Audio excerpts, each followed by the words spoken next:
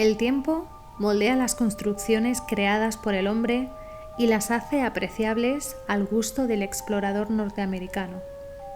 Considerado como el padre de la poesía moderna estadounidense, el poeta Walt Whitman descubrió en verso sus incursiones en el túnel abandonado de Atlantic City, en el distrito de Brooklyn.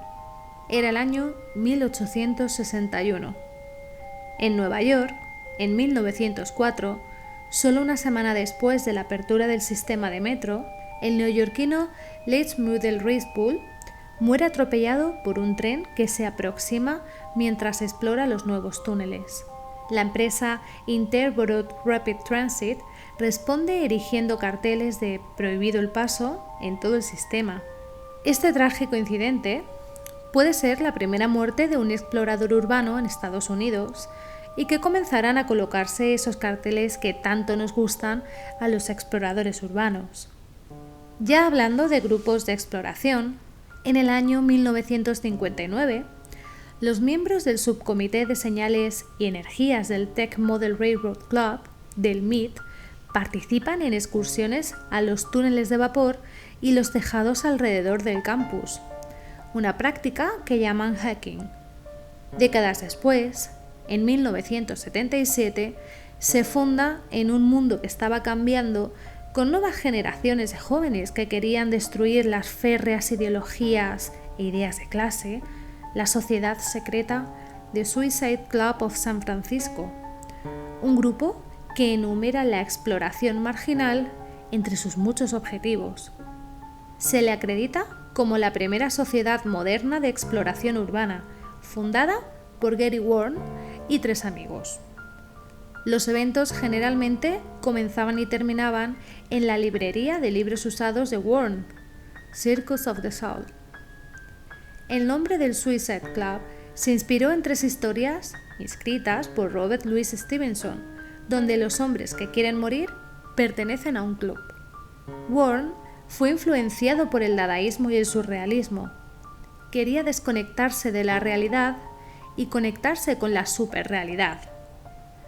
De manera directa o indirecta, el club influyó o ayudó a crear futuros proyectos culturales, como el Burning Man Festival y el Billboard Liberation Front, o la novela y la posterior película El Club de la Lucha. The Suicide Club desapareció en 1983 con la muerte de Gary Warren por un ataque cardíaco a los 35 años. Dejó un texto para que las futuras generaciones se unieran a participar en aventuras urbanas. La última parte del texto es toda una declaración de intenciones. Cada vez es más evidente que existen otras posibilidades. El mundo se está transformando en un gran campo de juego y yo me estoy convirtiendo en alguien completamente diferente. Pero debemos volver al Atlantic Avenue de Brooklyn, sellado y olvidado desde el año 1861, cuando lo citó el poeta Walt Whitman. Muchos años después, en 1980, el historiador ferroviario de tan solo 18 años, Bob Diamond, consigue entrar y redescubrirlo para el mundo. Diamond acababa de abandonar sus estudios de ingeniería electrónica en 1979, cuando escuchó una entrevista de radio en la que afirmaban que John Wilkes Booth, asesino de Abraham Lincoln, no había sido capturado ni asesinado, sino que había escapado y escondido su diario en un túnel ferroviario secreto en Brooklyn. La extravagante historia capturó la imaginación de Diamond. Examinó viejos microfilms de periódicos en la Biblioteca Pública de Nueva York y mapas topográficos en el Brooklyn Borough Hall. Tras más de un año de búsqueda, Diamond finalmente identificó una posible entrada al túnel secreto en la intersección de Atlantic Avenue y Court Street. Tras recibir permiso para entrar, él y varios funcionarios de la ciudad abrieron una tapa de alcantarilla. Diamond se dejó caer con un tanque de oxígeno a cuestas por un agujero que tenía solo 1 metro de ancho. Se arrastró unos 22 metros hasta que encontró la parte superior de un arco de ladrillo. Apartó suficiente tierra para abrir un agujero debajo del arco y dejó caer una escalera de cuerda.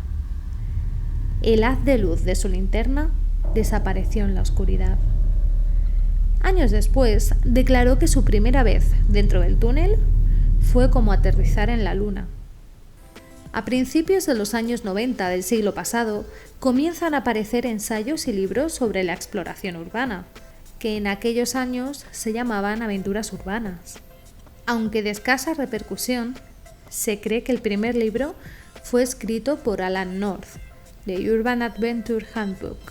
En 1996, el canadiense Ninjalicious publica el primer número de la revista en papel Infiltration.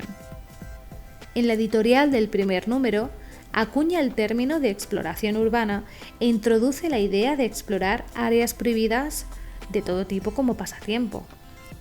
En total, se publicaron 25 números, que cubrían temas de exploración urbana como la navegación en desagües pluviales y aventuras a través de refugios militares abandonados.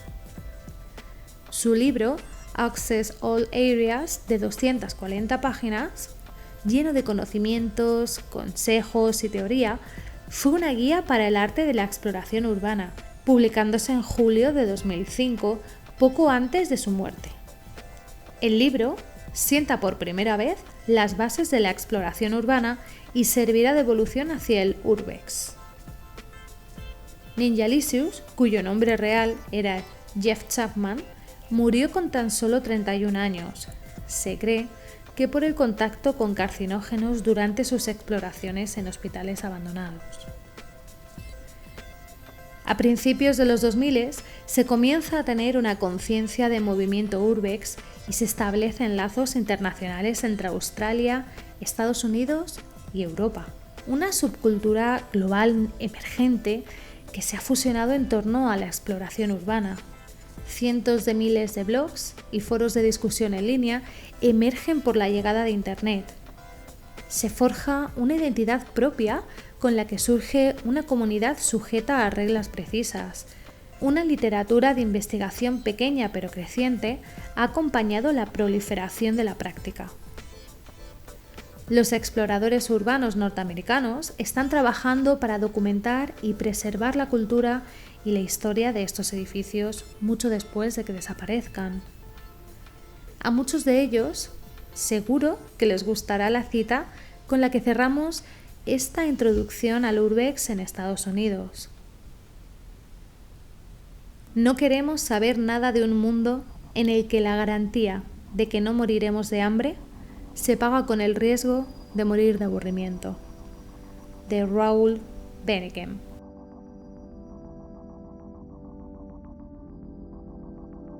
Bienvenidos a La Hora del Explorador Urbano, el podcast ideal para escuchar mientras conduces hacia un lugar abandonado. Como habéis podido escuchar en esa maravillosa introducción a la historia del Urbex, narrada de manera genial por Medusa y con la música de Neolithic Tools Today, no solamente vamos a narrar historia y personajes por separado, como hicimos en el primero, que se centró en un explorador urbano, Philibert Asparit, o en el segundo, que fue un país en concreto, Japón. ¿Qué mejor que tenerlo todo en uno? Pues a partir de ahora, la historia del Urbex va a incluir personaje, afición y país. ¿Qué decir? Pues que las secciones de Kike y Sienar, Una pausa en el tiempo y Pretéritos de guerra se afianzan en el programa, junto con Tres en la carretera. Pero siempre hay un hueco para las sorpresas, y en la de este programa habéis participado muchos con vuestras experiencias, las cuales yo estoy muy agradecido que nos hayáis explicado. La verdad es que estamos viviendo unos tiempos difíciles, con esta inflación desenfrenada, la crisis de energética, la guerra en Ucrania. Me recuerda mucho a la crisis financiera de 2008, en la que surgimos algunos exploradores.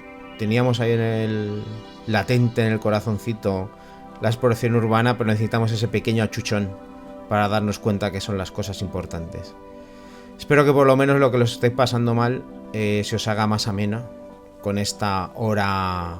Bueno, ahora ya estamos hasta pensando de cambiar el nombre al programa, Porque ya de la hora del explorador urbano se ha quedado corta, los podcasts cada vez nos duran más. Aún así, sois todos bienvenidos.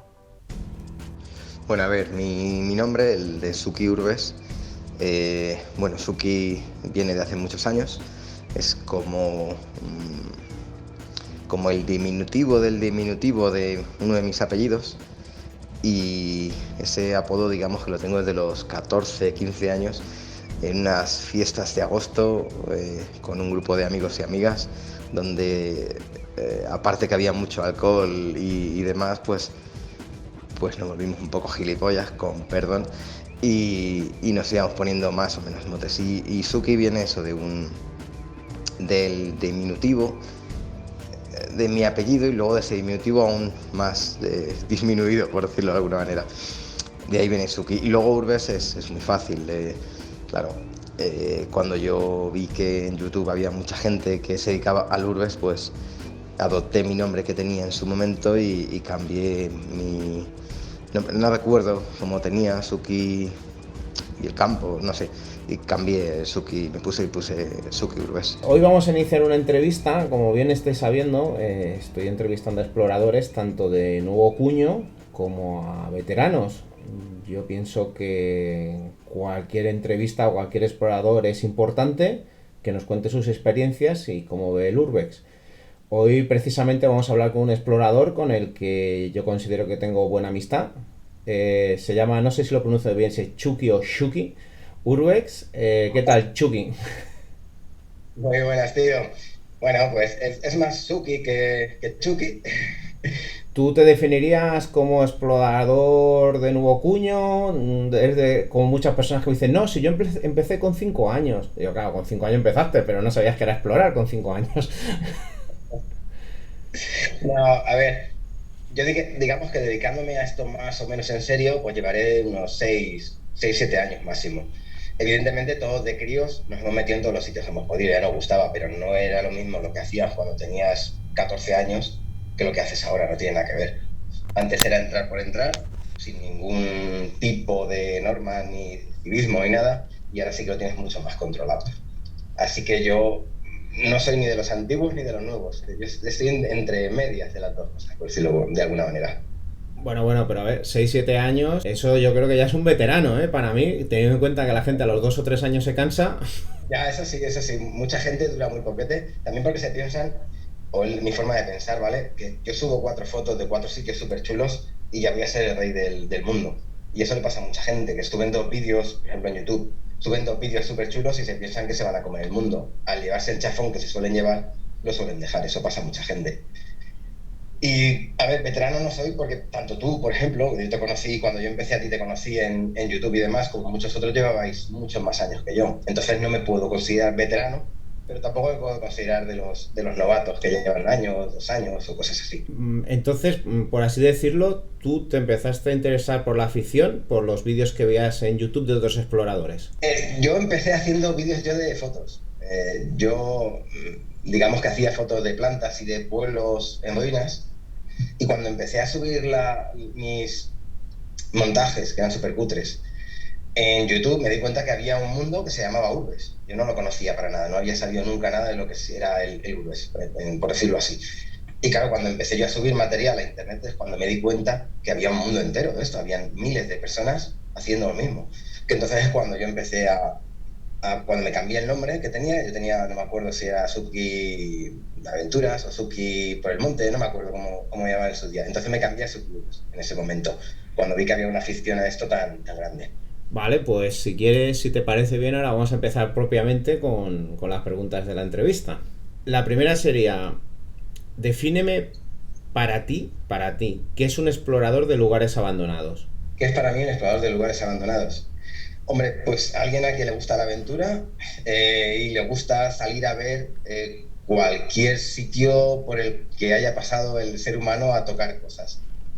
Es como a ver, ¿cómo te diría yo? Estilo Indiana Jones, pero a lo cutre. Pero eso, pues una persona que se dedica a visitar lugares en los cuales está viviendo el ser humano, está trabajando el ser humano o han sido modificados por el ser humano. Eso sería a grandes rasgos lo que es un explorador urbano, para mí, me es curioso porque estoy hablando con mucha gente que lleva pocos años y muchos me han dicho justamente eso, de que ellos ya tenían la afición, pero que lo descubrieron a través de que existía esta afición o movimiento o hobby, como se queráis definirlo. Se engancharon por los vídeos de los que llevamos más años. Por ejemplo, en mi caso fue porque yo empecé también solo y de pronto pues me encontré con un foro allá en 2008 que era el CELA, el Club de Exploradores de Lugares Abandonados, pero que realmente es que era lo único que había, no había nada más que aglutinar a la gente. Ahora supongo que hay mucho donde elegir, pero también claro, depende de dónde caigas, pues puedes caer con los pies, puedes caer de pie o puedes caer pegándote un buen culazo. ¿Qué tipo de vídeo, qué tipo de explorador fue el que te influyó? ¿Qué tipo de explorador? A ver, yo cuando me di cuenta en YouTube, porque yo empecé en YouTube, cuando me di cuenta que había gente que hacía esto, por ejemplo te encontré a ti, al canal de Urrey Leonet, me acuerdo de encontrar a Kibara, a Campillo, que hacía poquete que había empezado cuando empecé yo. Me acuerdo uno que ya no sube vídeos. Imis también estaba en aquel momento petándolo mucho, digamos, porque luego parece que se ha ido diluyendo un poco, hasta el punto de dejar de subir vídeos. Pero creo que yo cuando empecé era el boom de Imis. Y prácticamente erais los que más vídeos vi yo al principio. Había más canales, pero mucha gente lo ha ido dejando. Había otro chaval, el de Abandona Spain, también aquí en Valencia, también estaba en el boom de su canal. Y todos esos canales fueron los que me dieron a mí la idea de hacer lo mismo, porque me hacía gozo. Digo, hostia, pues esta gente lo hace, yo hago fotos súper cutres, voy a ver qué puedo hacer yo. Y empecé grabando vídeos con la cámara de fotos que tenía, a intentar imitar o hacer algo similar a lo que hacía la gente en YouTube. El grupo Cela, por ejemplo, yo me llegué a dar de alta en el foro, pero ya fue justamente en el momento que estaba acabando, cuando había pasado toda la movida y ya se estaba diluyendo, y pocos meses después desapareció, con lo cual no llegué a estar en el punto álgido del Urbes aquí en España. Si te sirve de consuelo, yo cuando empecé, como no tenía mucho dinero, le iba pidiendo las cámaras a los amigos o sea, los primeros vídeos que yo tengo subidos es que iba pidiéndole las cámaras a los amigos para que me dejaran grabar. Yo siempre lo digo, la gente se cree que yo subo a YouTube todo lo que exploro. Yo subo a YouTube un 10% de lo que exploro. Es así, pero bueno, los inicios siempre son así nostálgicos, pero mejor ahora. Sí, claro, eso, cada uno empieza como puede. Con las herramientas que tiene, pues se hace lo que puede. Y ya está. Al final tampoco hace que un vídeo sea mejor, que tengas mejores herramientas, digamos. Hay vídeos viejos o que se ven como el culo que tienen mucha gracia, yo qué sé. Sí, no, es más, yo no sé si es porque es una inversión de tiempo y de esfuerzo y de dinero, no lo sé, pero a gente que yo he visto que hace los vídeos más profesionales, por así decirlo, es que dice, madre mía, qué nivel, esto ya no lo hace a lo mejor tampoco solo una persona o qué equipo lleva. Son los que más pronto terminan en esta afición. Es que claro, a lo mejor esa gente o triunfa en pocos vídeos o al final tienes que dejarlo porque la cantidad de horas que le tienes que echar es una barbaridad, aparte de horas de dinero, y a lo mejor son los que antes se cansan. Sí, no, está claro que esta afición o te gusta o lo que hemos hablado. O te gusta o aguantas poquete. Eso es así, es indiscutible. 2-3 años y se acabó. Y con mucho. Eso sí, no han tenido accidentes y cosas así, pero yo me acuerdo uno, es que no me acuerdo de cómo se llamaba. Otro canal de YouTube que yo lo vi 2 veces saltar por casas abandonadas, estas que se caen en los suelos, que digo, este tío se mata. Y dejó de subir vídeos de repente y ya no ha vuelto a subir más, que no mucho tuvo algún accidente este chaval, y por eso lo dejó. Porque, yo te digo, vi una vez estos caseríos de campo, que los suelos son de paja y yeso, saltar de un sitio a otro, que no se mató, no, porque Dios no quiso. Con esas ganas de arriesgarse tanto, es imposible durar muchos años. Pero imposible. Sí, no, yo sé de uno, no voy a decir el nombre, aunque ya está retirado, el famoso Can Lioner, el castillo de Can Lioner, que creo que luego le pusieron castillo de nunca jamás, que ahora está completamente arrasado. Yo me acuerdo que hubo uno que entró, se le vino abajo el suelo y se rompió la clavícula. Y tuvieron que venir a sacarlo de allí los bomberos y la ambulancia. Y ya veremos si no te toca a ti pagar. Eso ya no sé en qué quedaría si le tocó a él pagar que fueran allí a buscarle, claro.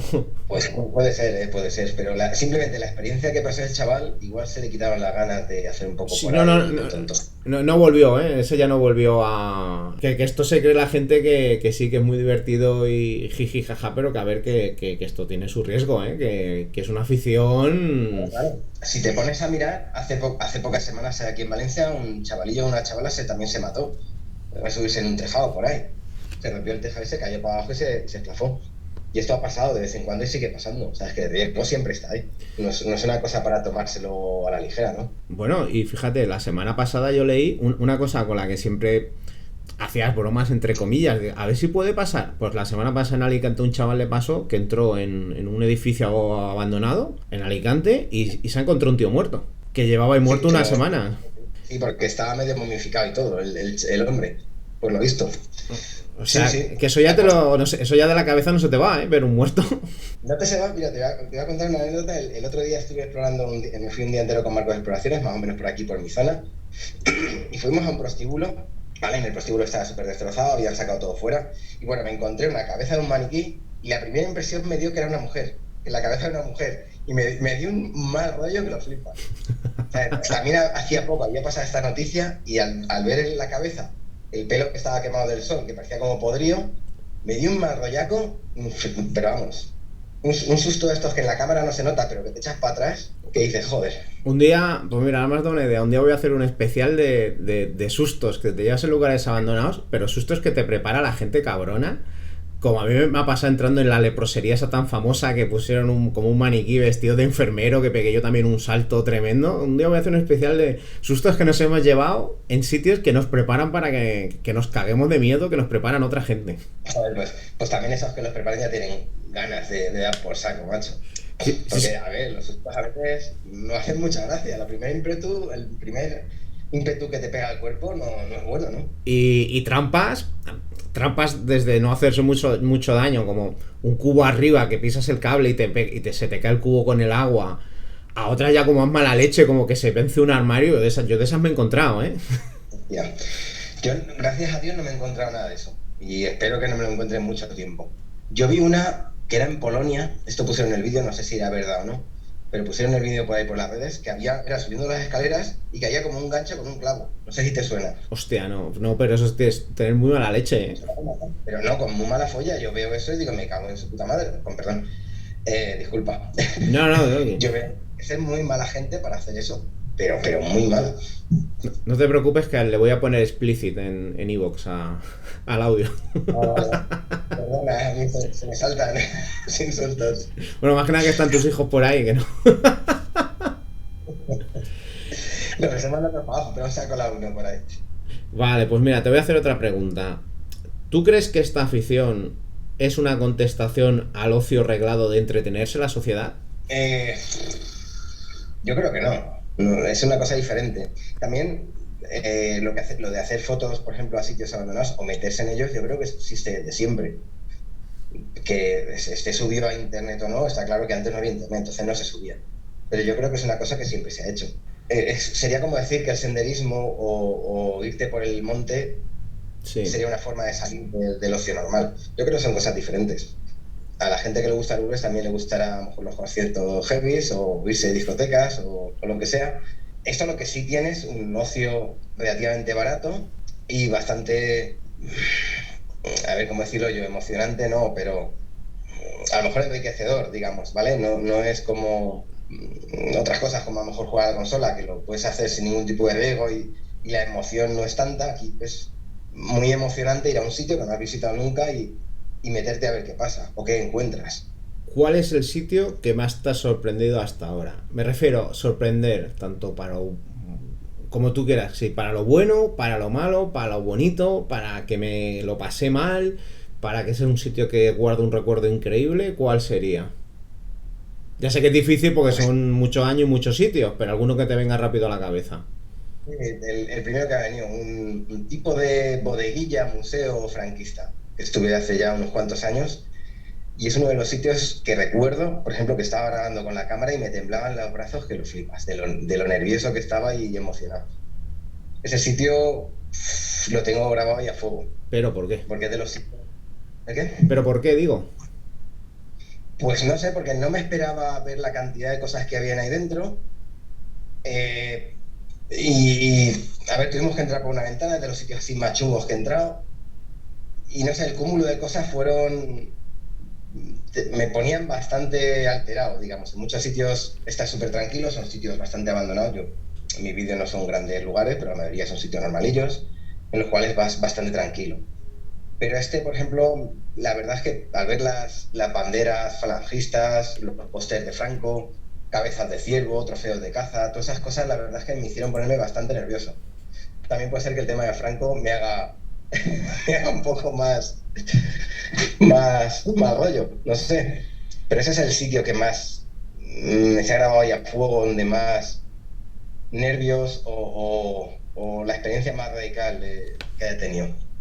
Pues bueno, no sé si a lo mejor ya me has respondido a la pregunta con la anterior, pero ¿cuál es el sitio donde has pasado más miedo? Más miedo. Sí, hay más tensión y eso. Y por cambiar un poco el tema, a lo mejor en el tema paranormal o algo, podría decir en La Borracha, donde es el único sitio donde una noche que fuimos a grabar, sí que pude llegar a tener un poco de miedo por las... Estaban varios grupos, estaba en el grupo Cero, allí investigando, y también en el grupo Andrómeda. Coincidimos con los dos grupos allí. Y esa noche sí que dio un poco de rollos. Pero miedo, pues yo creo que no he pasado miedo así Bueno, mira, ahora que me ha venido a la cabeza, estaba pensando, hubo una vez con Marcos y con Carlos, que estábamos en una casa súper chula, que tenías... Bueno, la verja estaba rota, entramos por la verja y luego la puerta está abierta y demás. Y cuando fuéramos a salir, estaba un coche de la Guardia Civil en la misma verja. Claro, nos dimos para atrás, nos escondimos dentro de la casa y esperando a ver si se iban. Pero claro, lo primero que pensamos cuando vimos el coche ya aparcado es que alguien los había llamado y nos estaban esperando para salir para pillarnos. Ahí estuvimos casi una hora esperando a ver si se iban, y ahí la verdad es que sí que pasamos bastante miedo porque pensábamos que nos iban a fastidiar. Ahí lo que hicimos es llamar a una amiga de la zona y ella fue a mirar por fuera a ver si no estaban, y entonces salimos. Pero ahí pasé miedo, la verdad. A ese lo puse el vídeo en la casa del Marqués, creo. Esta sí que puede generar un poco de polémica, pero yo creo que es necesario esta pregunta. ¿Tú crees que publicando los lugares que exploramos contribuimos a su vandalismo y a su expolio? Yo creo que no, ¿vale? Por lo menos como los publicamos la mayoría de la gente. No digo que algunos, que dan datos muy concretos o incluso dando la ubicación, pueden ayudar a que los destrocen. Yo creo que como lo hacemos en la gran mayoría, no. ¿Vale? Yo me he fijado en sitios que hemos puesto vídeos que han pasado los años y no nos han tocado, y sitios que, aunque no hayan subido vídeos, nada más que un chatarrero o algún desgraciado de la zona ha ido, los ha reventado. Bajo mi experiencia, la mayoría de sitios los revientan los chatarreros, ¿vale? Que eso dan vueltas por todos los lados y se encuentran en un sitio lo destrozan. Y luego la misma gente de los pueblos cercanos. La gente de los pueblos cercanos, cuando abandonan un hotel, por decir algo, he puesto un ejemplo por poner uno, la misma gente de la zona, una vez que eso está abierto, van a coger cosas, a llevárselas, porque lo primero que piensa la gente es: guau, hay 2 mesitas allí, se van a estropear, me las llevo. Eso pasa en un montón de sitios. Y luego, como siempre, están los 4 críos tontos, que bueno, son críos. Y algo así. Pero bueno, a los niños medio se lo perdono porque todos hemos sido niños y hemos hecho cosas, eso es evidente, nadie ha sido perfecto durante toda su vida, eso es imposible, y más de niños, que eso, pues todos hemos hecho cosillas. Así que medio a ellos los puedo perdonar. Yo creo que nosotros, o la mayoría de los que se dedican a la exploración urbana o a visitar lugares abandonados, no somos los culpables de lo que pasa. Pero sí que hay casos excepcionales que, dando datos muy concretos o incluso pasando las ubicaciones directamente, sí que ayudan a destrozar los lugares. Eso sin hablar de ciertas personas o demás que siempre están en el ambiente, que si ellos mismos revientan los lugares, que si revientan puertas, que si cogen cosas para venderlas, eso es otro mundo aparte, digamos. Pero bueno, ahí ya no entro porque yo no he visto ningún caso en persona, con lo cual no me voy a meter. ¿Qué nuevo explorador crees que está surgiendo ahora mismo, en 2022? La gran mayoría de gente que sale nueva en poco tiempo dejará de subir fotos de estos sitios y vídeos y demás, y se mantendrán los que les gusta realmente. Así que más o menos yo creo que saldrá una cosa similar a lo que pasaba antes. Habrá gente muy buena que trate muy bien los lugares y gente que no lo haga. Pero bueno, yo creo que mira, el otro día me preguntaron, no sé quién me lo preguntó, cómo veía yo, que serían algunos de los directos que hice, si cómo veía el Urbes de hace unos años ahora. Y vamos, yo lo veo exactamente igual. Ya cuando yo entré había un montón de movidas y creo que las va a haber siempre. Y había mucha gente guay antes y mucha gente que no. Y a día de hoy pasa exactamente lo mismo. Y a mí me gustaría que hubiera mejor rollo, que hubiera más ayudas entre nosotros, pero no suele ser así. Y después de, no sé, 4 o 5 años en YouTube y hablando con mucha gente, no creo que cambie la cosa. Ojalá, siempre se dicen que las nuevas generaciones van a arreglar las cosas, pero yo creo que no es así. Normalmente se mantienen las cosas muy, muy similares. Repite los mismos fallos, ¿no? Por así decirlo. Sí, siempre. ¿Alguna consideración final? ¿Algo que nos quieras decir que tal vez no te haya preguntado? No, yo simplemente recomendaría a la gente que prueben a visitar lugares abandonados o prueben esta afición, que seguro que les gustará. Y luego que se pasen por nuestros canales de YouTube, claro. Y nada, solo eso. No, que disfruten de esta afición a la gente que le gusta, o que le guste, que eso, que a la gente que le guste que la disfrute, que no se metan en salsa rosa de estas chungas que siempre hay, y poco más, simplemente que lo disfruten. Y al final, pues, los que llevamos más años en esto, estamos por eso, porque nos gusta esto. Bueno, pues yo sí que voy a decir el nombre de tu canal, que es Chucky Urbex, Shuki y Urbex. Que os paséis, veréis un tipo de vídeo que no es un pelín distinto, se va un poco hacia el youtuber, pero también se escapa, no sé, verlo y sacar vuestras conclusiones. Yo pues agradecerte que hayas aceptado esta entrevista que te he hecho. Sabes que esta es tu casa, la tienes abierta cuando quieras. Pues un fuerte abrazo y espero encontrarte en algún lugar abandonado. A ver si es verdad, tío. A ver si por fin puedo escaparme por tus tierras algún día y nos vamos por ahí a dar por saco un poco.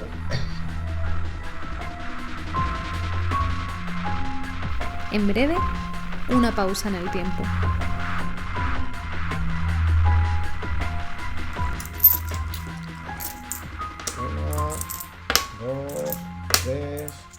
5 euros, 6 euros. Pues no sé yo esto sí me va a llegar. Saludos, Quique, ¿qué tal? Hola, buenas, Leone, ¿cómo estás? Bueno, aquí contando mis euritos, mi dinero, para ver si me llega para comprar unas fichas en el casino. Porque ¿de qué nos vas a hablar hoy? ¿Te vienes conmigo entonces? Claro que sí, yo contigo sabes que hago viajes a donde sea. Nos vamos a hablar de uno de los casinos con un poquito de leyenda negra. El Casino Montes Blancos. Yo cuando termine la exposición te voy a dar una sorpresa con ese casino que te va a encantar. Como tú bien sabes, Leone, los que ya llevamos años en este mundillo, sabemos que las leyendas urbanas nos dicen que si una piscina está abandonada es porque está ahogado un niño, atrapado en algún respiradero. Si es un parque de atracciones ha habido algún accidente mortal, y si es un casino, los culpables de su abandono son la mafia o los asesinatos. Sí, eso es el clásico de los blogs, de los foros, del Facebook y de cualquiera que se dedique al urbex o el paranormal. Pues mira, en este caso de leyenda urbana hay muy poquito. Como hemos dicho, el Casino Montes Blancos, en la localidad aragonesa de Alfajarín. Situación impecable para escarceos viciosos de todo tipo en medio de la nada, con la autopista próxima y un pequeño pueblo cercano para cubrir necesidades. Este casino nace en 1978, con un capital inicial de 250 millones de pesetas, 1,5 millones de euros de los de hoy que quien los pillara. Empieza muy bien con José María Sánchez Ventura como principal accionista, pero al poco y tras pasar por su dirección varios individuos, la historia empieza a torcerse. Como no puede ser de otra manera, aquí en España siempre se torce el tema. No sé cómo lo hacemos. En 1980 la Brigada Especial del Juego descubre que un croupier de origen alemán ocultaba fichas por valor de 25.000 pesetas. Y tras detenerlo y hacer el registro pertinente, encuentran en su taquilla más fichas por valor de 70.000 pesetas. Con la declaración de este trabajador consiguen detener a otras 27 personas, 24 de las cuales acaban en prisión. No sé cuántos trabajadores tendría el casino en aquella época, pero 24 personas... Es una buena trama, cifra. Es una buena trama Sí, sí, sí. delictiva. El método que utilizaban para apoderarse de las fichas era muy simple. Aprovechaban el despiste de los jugadores para robarlas de la misma mesa de juego. En el año 1996, siendo Alfonso Fuentes su principal accionista, la empresa se declara insolvente y solicita una suspensión de pagos que queda en manos de un juez por lo turbio de las cuentas, pasando los terrenos a propiedad de la Diputación General de Aragón como principal afectada por la suspensión, junto a la Agencia Tributaria y la Seguridad Social. Es el año 1998 y la deuda del casino asciende ya a casi 1.000 millones de pesetas. Ojo a la burrada. Muchas fichas han volado de ahí. Demasiadas. Son 6 millones de euros. Todas las investigaciones llevan al mismo camino. Hay una quiebra fraudulenta y la cabeza visible que ejerce tal acusación es Francisco Javier López Aldea, uno de los 3 interventores judiciales, quien además se niega al pago de los ingresos por fichas del pago vendidas a Alfonso Fuentes, que como hemos comentado era el propietario del casino en ese momento. ¿Qué habría visto este hombre? Pues bien, en pleno proceso de dimes y diretes y querellas contra el interventor judicial por parte del propio Alfonso Fuentes, todas desestimadas, López Aldea es asesinado a machetazos por un sicario el 21 de noviembre de 1997. Fue asesinado en el ascensor de su domicilio y arrastrado hasta el parking donde hallaron su cadáver. Tenía 42 años entonces. Hay muchas dudas sobre la autoría intelectual del crimen, ya que además de Alfonso Fuentes, López Aldea también acusaba a empresarios, políticos, interventores que eran compañeros suyos. Tenían una trama bastante interesante allí en Aragón por manipular nombramientos para actuar en empresas en quiebra y llevarse una buena mordida. 2 semanas después del asesinato detienen a Alfonso Fuentes, quien ya había pasado anteriormente por la cárcel por disparar a varias personas las cuales le debían dinero. Un angelito, el señor Alfonso Fuentes. Pero esto no es el punto y final de la historia, que bien podría firmar la mafia siciliana, la camorra napolitana o pertenecer a la mismísima trama Gürtel que tan en boga está hoy en día. Años más tarde se imputa a Luis Martínez de Baños Arnaldas, a la sazón guardaespaldas y ex guardia civil, que fue reconocido por varios testigos mientras espiaba al interventor momentos antes de su asesinato. Pero cuando la policía decide actuar, Martínez de Baños Arnaldas ya ha huido a mejores playas latinoamericanas, que es lo que se suele hacer. Años después, ya aburrido de tanto sol y daiquiri, vuelve a España, se presenta en los juzgados, dice que se ha ido a trabajar y, como suele pasar, pues pelillos a la mar, si te he visto no me acuerdo, que ya sabemos que los delitos en este país, si estás forrado, pues como que no son tan delitos últimamente, ¿verdad? Ya no lo es ahora, pues en aquellas fechas, ¿para qué vamos a cambiar? Eso sí, si traficas con drogas y no repartes, ya está peor visto. Le incautaron 1 kilo de cocaína en 2003 y ahí ya sí que sí. Lo cierto es que a día de hoy sigue sin estar claro quién y por qué motivo particular fue asesinado López Aldea. Bueno, pues muy interesante la historia, parece de una peli de Scorsese. Yo tengo que decir que mi experiencia con este casino, creo que tú estabas, se hizo una quedada de varios miembros de España. Este casino es muy famoso por el cartel que hay. Según llegas a la población y empiezas a subir ya metiéndote en monegros hacia adentro, el antiguo cartel del casino es famosísimo, ha salido en fotos de publicidad, ha salido en vídeos publicitarios, ha salido en películas, es famosísimo ese cartel. Yo me acuerdo de que fue eso, yo digo, fue finales 2008, principios 2009, por ahí no recuerdo, y era según íbamos entrando era como una peli apocalíptica, porque veías el cartel, veías las farolas destrozadas, comidas por el óxido, y nada, llegamos hasta un punto que había una valla, y estaba todo vallado, y recuerdo que a lo lejos, pero como a 2 o 3 kilómetros, se veía el casino, y de la nada, cuando íbamos a saltarla, apareció un guardia de seguridad con un pastor alemán y nos dijo que aquello estaba judicialmente, bueno, que aquello estaba en una investigación judicial y que no podíamos entrar. Y luego fíjate lo que son las cosas. A mí me impactó mucho ver aquel edificio a lo lejos, a los 2 kilómetros, en medio de la nada, de un desierto, porque Monegros es un desierto. Y recuerdo que eso fue como uno de los grandes desafíos de los primeros desafíos ahí del Urbex que hubo en España, de vamos a intentar tener acceso a ese lugar. Yo recuerdo que años después, poco tiempo después, pasé otra vez con el coche por el pueblo, por ahí, por Alfajarín, por esa zona, y ya las vallas ya las habían puesto por donde habíamos entrado nosotros, o sea que sí que estaban al quite de la gente que entraba. Y aún así, gente que hubiese entrado en perfecto estado, yo no tengo. Y si entró, no ha puesto fotos en ningún sitio, ni ha publicado vídeos. Yo tampoco he encontrado nada. Yo he encontrado ya destrozado. Así es. Reventado. Yo recuerdo que el de seguridad nos lo dijo, que es que estaba todo dentro.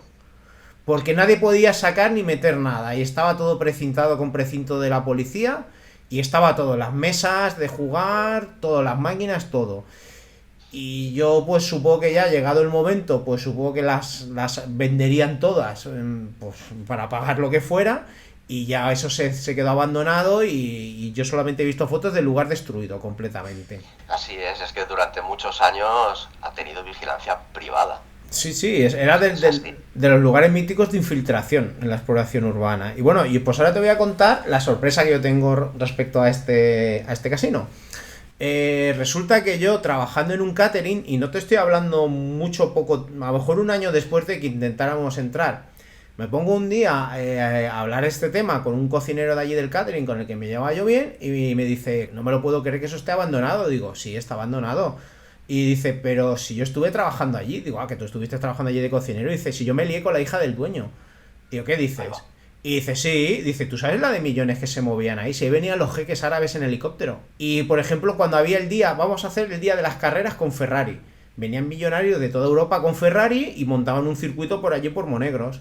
Hoy, el próximo semana, el día del Lamborghini. Venían ahí millonarios y montaban ahí las carreras solo con Lamborghinis. Decía, ahí se movían verdaderas millonadas y como estaban en medio del desierto, pueden hacer lo que quisieran. Que ahí nadie se enteraba de nada. Estaba en una zona privilegiada para salvaguardar cualquier secreto. Claro. Luego a mí me contó que bueno, que ya terminó la relación con la hija, también él quería volverse a Barcelona y bueno, él se fue, pero se quedó alucinando de que yo le dijera que el sitio estaba cerrado y abandonado. Y desgraciadamente tiene pinta de que va para largo, porque el gobierno de Aragón lleva ya 25 años prácticamente intentando deshacerse de él. Pero la leyenda negra es más poderosa. Sí, bueno, nadie quiere... deshacerse del ¿para qué? Para construir otro casino, porque quieren construir otro casino en Monegros. Pues te cuento porque 5 años después de su cierre lo que se intentó fue recalificar los terrenos y construir nada más y nada menos que 1.500 chalets, que ya es una burrada. La España del pelotazo. Ni más ni menos. En 2014 salió a subasta por 1,3 millones de euros, nadie pujó por él y en su momento, esto también te sonará, se asoció a otro proyecto tanto o igual de turbio, el Gran Escala. Sí. Esa iniciativa que pretendía convertir a aquella región en una zona del vicio al más puro estilo de Las Vegas, con 32 casinos, 70 hoteles, 5 parques temáticos, imagínate. ¿Y de dónde bebe agua esa gente? Si estás en medio del puñetero desierto, ¿de dónde la traes? Eso no hay problema. Se desvía el Ebro hasta allí. El agua solamente falta para el pobre. Ya en clave Urbex sí que es un sitio que da rabia porque... Claro. O como por ejemplo ha pasado con la central nuclear que está en País Vasco, Lemoniz, que hay el que ha entrado y ha publicado foto, lo han denunciado y lo han llevado a juicio. O sea, vamos a ver, pues no te extrañe que sí que a lo mejor se colara a alguien, pero como para poner fotos, ¿sabes? Está el asunto, o vídeos. Pues yo creo que ya habría prescrito y hubiera sido, yo creo que sería muy bonito de ver porque el complejo tenía su piscina, su sala de fiestas, su discoteca, sus instalaciones de tiro al pilón, sus salones de juego destinados, no te lo pierdas, a todas las clases sociales. Te imagínate entrar en un casino y encontrarte mesas de bingo. Pues había mesas de bingo. Uruesnero, como vemos, está inquieto. Ha escuchado hablar de abandono y se ha puesto inquieto. El perro necesita ya irse de abandonos. Es que vaya veranito, ¿eh? Tú imagínate un veranito ahí en Monegros. Bueno, ¿y nos quieres aportar algún dato más respecto a este casino? Sí, respecto a este casino concreto ya no, pero me gustaría, como siempre, apuntar una película. Sí. Seguro que sabes qué película hablando del tema, es la que vamos a hablar. La cuadrilla de los 11. Pero no me la he visto, fíjate. Protagonizada, pues te la recomiendo. Pero no Ocean's Eleven actual. No, tampoco la he visto esa, tampoco. No. La cuadrilla de los 11, la original del año 1960, protagonizada por el Rat Pack, Frank Sinatra, Dean Martin, Sammy Davis Jr., Peter Lawford y Joey Bishop. Es un plantel increíble. Y la mayoría con las carreras, como Sinatra, por la mafia. Le debían su carrera a la mafia de ahí de Las Vegas. O sea, está todo relacionado. No se sabe con certeza. Los 2 programas anteriores he recomendado películas relacionadas con el mundo del Urbex o que puedan dar ideas sobre el mundo del Urbex malas. Esto lo he hecho a posta. Pero creo que esta vez ya toca cambiar. Y voy a hablar de una película que para mí no es una película, es una obra de arte, directamente rodada por un genio. El título de la película es Stalker, de Andrei Tarkovsky. ¿Esta la has visto? No la he visto. Mira, te la describo un poco a ver si así te entran ganas de verla. Por ejemplo, es una película que es del año 1979, el año en el que nací yo, y que sigue influyendo al cine actual. Películas como Atomic Blonde, Aniquilación, la música con Björk o Patti Smith, videojuegos o novelas, todo sigue. Es una película con 43 años y que a día de hoy sigue influyendo en general en todas las artes. Pero no solamente en las artes, sino que también influye en la vida misma de muchas personas. Por ejemplo, aquellos primeros exploradores que se infiltraron de manera ilegal en la zona de exclusión de Chernóbil-Pripyat se hicieron llamar como el protagonista de la película, Stalker. Que la traducción al inglés tiene varias. Unas son el rondador, el merodeador. ¿De qué va Stalker? La caída de un meteorito produce un lugar llamado La Zona, en el que todo es posible y nada es explicable. El ejército ha rodeado el lugar, con órdenes de disparar a cualquiera que quiera entrar. Solo se atreven a entrar unos guías dentro, llamados los Stalkers. Uno de ellos llevará a un físico y un profesor a la zona, en busca de una habitación que otorga deseos. Tengo que decir que es una película rusa de casi 3 horas, que requiere esfuerzo intelectual del espectador. Aquí no estamos hablando de... que son películas que también me gustan, a mí me gusta el cine de todo tipo, pero vamos a ver, no son películas Marvel, para entendernos, y necesita varios visionados para disfrutar de su riqueza. También aviso que tiene un tempo muy pausado para la sociedad actual. La película se rodó en zonas industriales y militares abandonadas, y el equipo de rodaje tuvo que caminar entre residuos tóxicos y aguas insalubres. En la sala de montaje no llegaron los rollos, ya que en la máquina de revelado hubo un error que destruyó gran parte de los negativos rodados. ¿Qué hizo Tarkovsky ante tal situación? La productora le dijo que no le daba pasta para volver a repetir la película, así que se apañara si se había salvado algo en la máquina de revelado, y le dieron un poquito de dinerito para que continuara rodando. ¿Y qué hizo él? Pues partió la película en 2 partes. La primera, que fue con el material que se pudo salvar, la viró a sepia. Y luego una segunda parte que ocurre íntegramente en la zona, la volvió a rodar entera y en color. La película pues fue un fracaso comercial total, como te puedes imaginar. Pero han sido como pasó con Blade Runner, han sido los años de cineclub, de vídeo, de aficionados, de artistas, quienes la han puesto en su sitio. Yo si me preguntaras así de manera rápida mis 5 películas favoritas, dímelo ya, a voz de pronto, esta es una de ellas, sin dudarlo. Y la otra es Los 7 Samuráis de Akira Kurosawa. Y es una peli que tú sí la ves, aunque sea... Mira, tengo que decir que en YouTube está con subtítulos en español y en inglés, está entera, En YouTube la ha subido la misma productora, la misma productora rusa está subiendo todo su catálogo de películas a YouTube en versiones restauradas en HD. Pues tú la ves y te das cuenta que toda la estética que tiene la película ha influido en los exploradores, pero sobre todo en el norte de Europa. Pero ves que esa estética es que ha influido en todo el mundo urbex que ha venido después. Y yo solo puedo decir de que le deis una oportunidad. No es cine fácil, pero yo creo que es muy enriquecedor. Y desde mi punto de vista, una de las 5 mejores películas de la historia del cine. Te voy a proponer algo. La próxima vez que nos veamos, doble sesión. Storkel y la cuadrilla de los 11. ¿Qué te parece? Venga, pues hacemos una doble sesión, como ya sabemos que nos vamos a ver antes de que acabe el año. Cuando la gente estaba bien visto dejar hablar al otro y expresar su opinión. No hacía falta gritar para imponer tu idea. Exacto. Pues nada, aquí que... Para imponer la idea es la carencia de las ideas. Sí, no, así estamos. Pues muchísimas gracias. Yo sé que esto lo has cogido tú con ganas, así que estoy esperando tus siguientes episodios con más casinos. Yo lo he explorado y yo estoy seguro que tú también. Lo has explorado, yo creo que todo el que se dedica al Urbex, por lo menos en Cataluña, lo ha explorado y ahí lo dejo. Como siempre, explorado por miles, no me cabe duda, miles de personas. Y muy pocas conocen la historia real de este sitio. Pero bueno, para eso estás tú, ¿no? Para ayudar a enriquecer un poco la historia de esos lugares, que no todo se limite a una foto en Instagram. Su historia no quede en el olvido. Exacto. Kiki, un fuerte abrazo. Otro abrazo, Leone.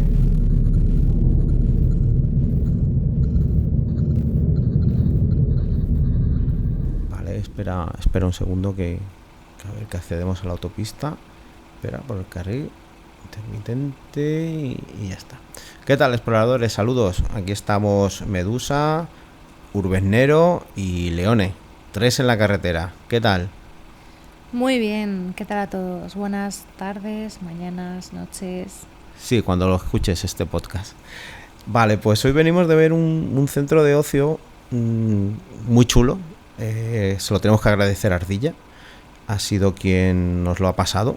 A mí me ha gustado, la historia me la he leído un poco. Resulta que es un pelotazo inmobiliario, como no, de especulación inmobiliaria en los años 70.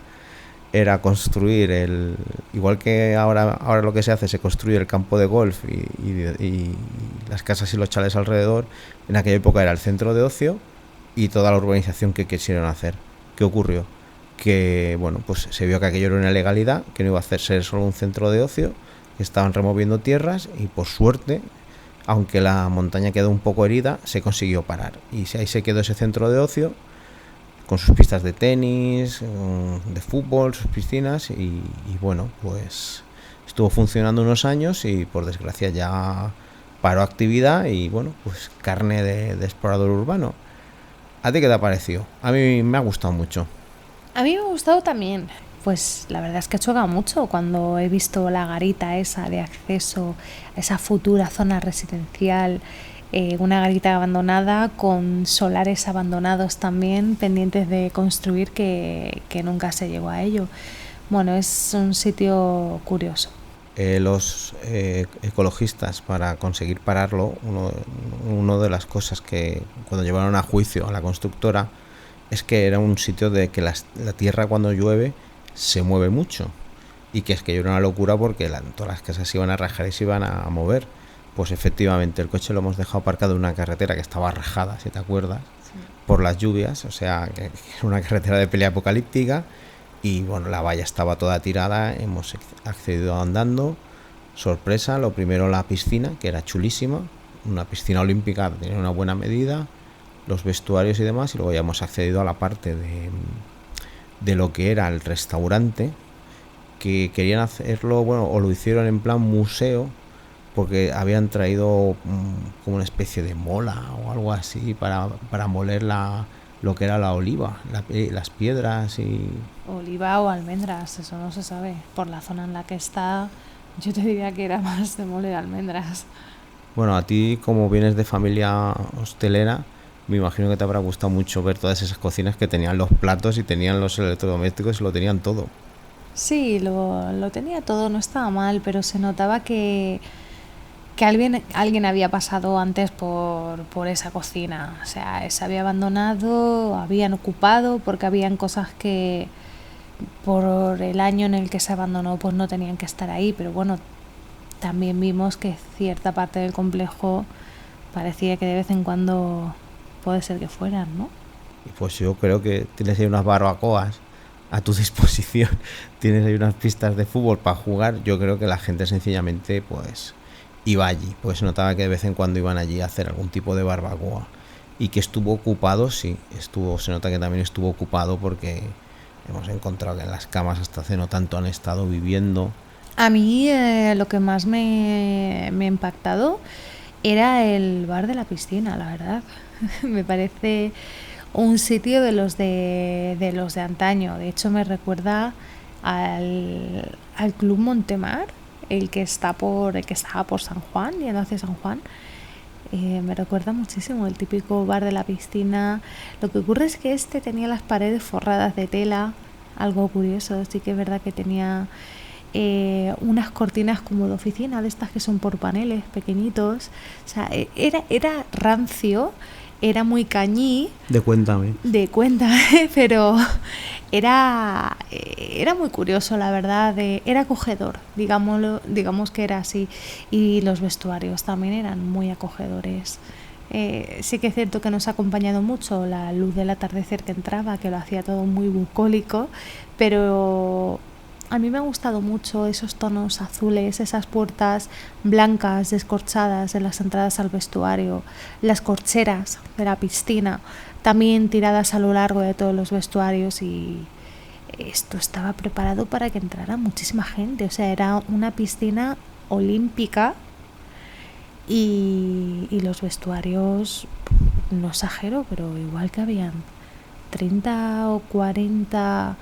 pues es una urbanización que albergara 1000 personas, pues ya vas contando con que vas a tener mucha asistencia. De todas maneras, eso pasa mucho. Muchas piscinas de los años 70 que están abandonadas, como las famosas piscinas que hay en Cataluña, que ha ido absolutamente todo el mundo, que hacen unas piscinas olímpicas con unos trampolines, que yo creo que son los trampolines más altos que he visto en mi vida. Que aquello, vamos, dices, ¿qué hace esto aquí en medio de la nada? Eran sitios que se esperaba, que yo creo que era que tuvieran una gran afluencia. Es cierto que había 3 chalets, estaban abandonados, no nos ha dado tiempo de verlos, que eran los pilotos, que estaban un poco alejados de lo que era el centro de ocio. Eran 3 chalets que eran, pues, los que se suelen poner de piloto para que la gente entrara a verlo y a decidir qué tipo de chalet quería de los 3 modelos que había disponibles. Bueno, recuerdo eso, y recuerdo también de que tenían fotos del Sporting de Gijón por todos lados. O sea, eran asturianos, por lo menos los últimos moradores del lugar, y estaba todo lleno de Cascos de botellas de sidra, tanto de escanciar como sobre todo de achampanada. Un lugar un poco distinto, es un complejo de ocio en muchas mejor condiciones que como los que nos solemos encontrar, que suelen estar bastante más reventados. El lugar no estaba intacto, obviamente, pero es que lo normal es el lugar abandonado, que no te lo encuentres intacto. ¿Y tú qué tal, Medu? ¿Qué te pareció? Me parece un sitio bastante chulo, cerquita de casa, y una pena que haya terminado así, porque al fin y al cabo lo tenía todo para triunfar. Lo único malo es que, bueno, pues al final la codicia de los de algunos de siempre, pues llevan a poner sitios en zonas que no es la que deben. Pero bueno, volviendo al tema, me pareció un sitio súper chulo y me hubiera encantado bañarme viendo con esas vistas de la montaña, la verdad. El lugar está enlazado en la descripción de este podcast, el vídeo de YouTube en el que salimos explorando Medu, Nero y yo. Y bueno, pues esta es nuestra salida, así que vamos a salirnos ya en dirección a nuestra casa. Saludo.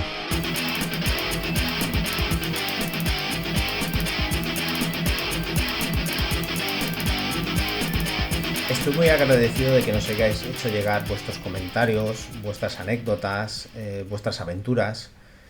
Y he decidido crear una sección nueva, no va a ser fija, no va a ser permanente, que se titule Urbex Stories.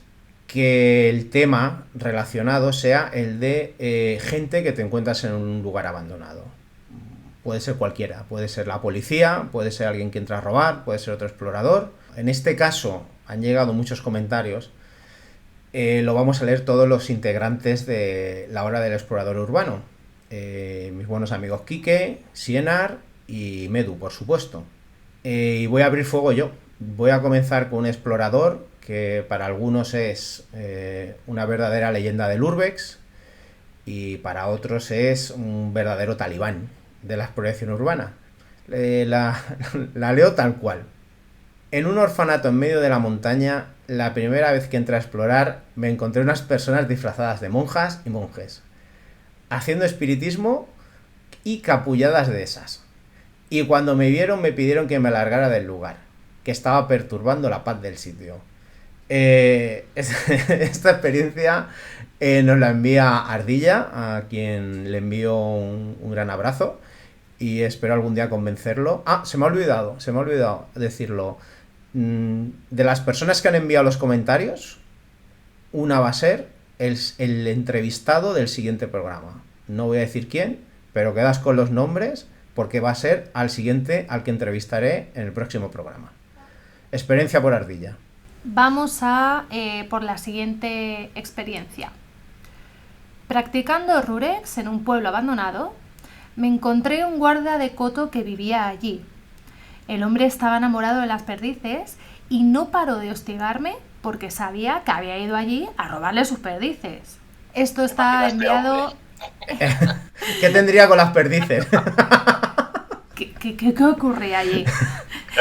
Esto está enviado por Antero Martínez de Patrimonio Abandonado del Sur de Alicante. Esto merecería un buen vídeo, o sea, para verlo. Pues sí, porque yo me imagino a Antero con su palo de hacer trekking y apartando las perdices y el hombre detrás de él, el vigilante. Siguiente, Quique. Fue en un famoso hospital abandonado al que conseguimos acceder. Explorando por las plantas inferiores, le dije al grupo que ese hospital tenía los suelos en mal estado y que no merecía mucho la pena seguir allí, puesto que no lo terminaron nunca. Era muy peligroso, el suelo se hundía a veces con nuestras pisadas. Intentando volver al lugar por el que entramos, desde arriba una voz nos dijo: ¡qué bonito! Miramos y era un señor mayor.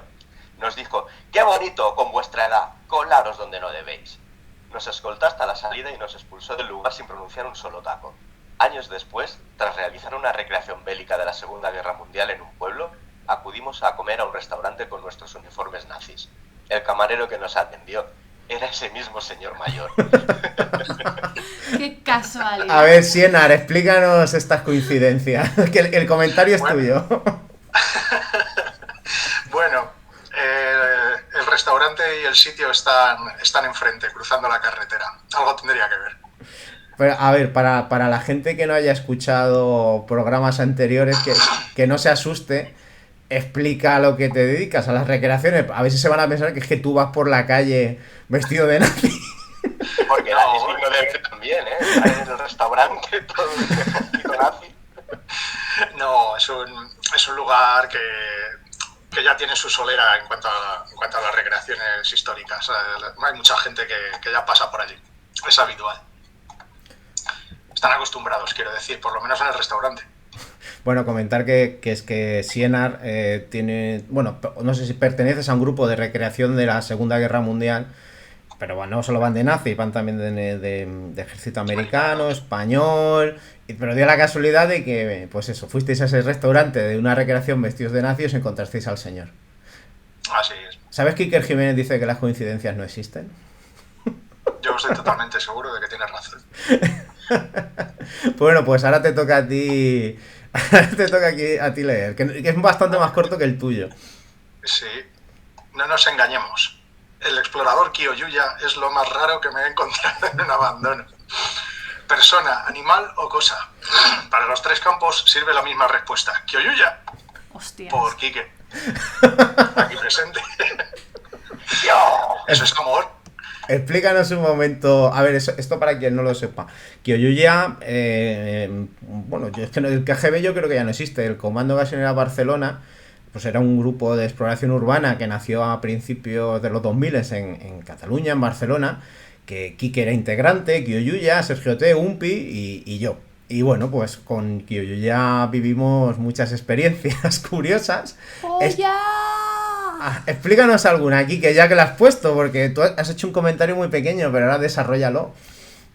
Madre mía, es que yo creo que lo más mítico fue cuando nos acercamos a la colonia textil aquella, que bajamos Sergio y yo a hablar con el guarda de seguridad, todos serios, todos formales. No, miren, nosotros somos un grupo de fotógrafos, venimos solamente a hacer fotografía. ¡Cipote!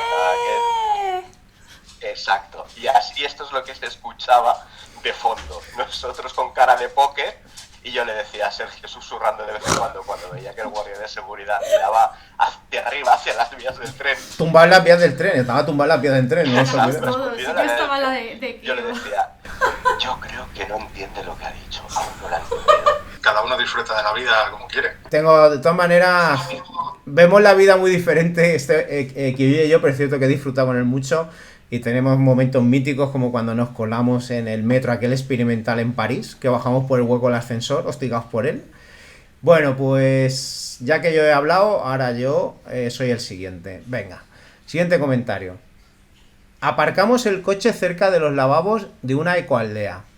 Nada más parar el vehículo apareció un tipo joven, con pinta extraña, y una forma de expresarse que daba muy mal rollo. Tras explicarle lo que estábamos haciendo, nos invitó a pasar a grabar dentro. Pero nos daba tan mal rollo esa persona que aunque éramos dos, decidimos no hacerlo.